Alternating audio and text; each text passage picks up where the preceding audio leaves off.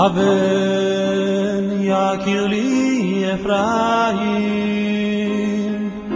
בארץ השומרון כבבת עיניים, ארץ כנען נחלת אבות, את תמיד אצלנו ברבבות. ארץ מבכה על בניה כי אינם, אך קולם של רחל אדרו לא נעלם.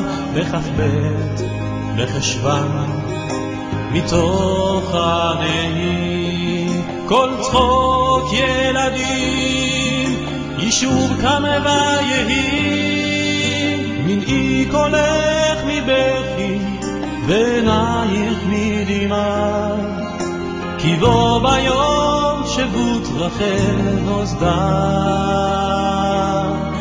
על גבעה מזרחית ממשכן שילה. נחזו צעירים ואמרו אנחנו פה,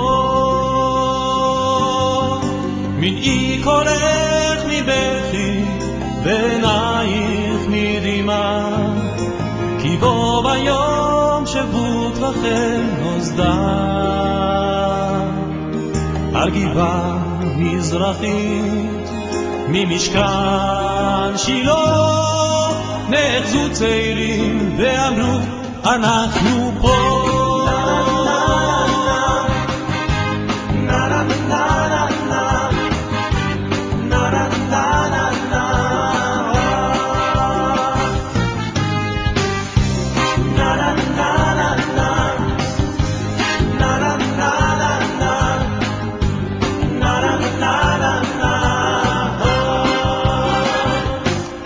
ואחרי פירוד בארץ ללאום, שוב ישתח בנשים באים הלום, נחזים בגבעות נוטעים בין ראשים, מחדשים את ברית בין הבתרים, מנעי קולך מבכי ועינייך מדמעה, כי בו ביום שבות רחל נוסדה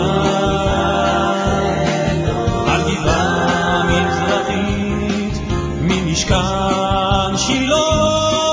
נחזו צעירים ואמרו אנחנו פה,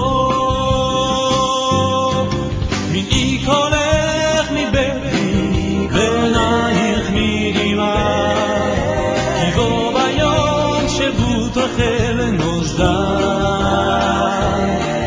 על גבעה מזרחית ממשכן שילה. נחזו צעירים ואמרו אנחנו פה.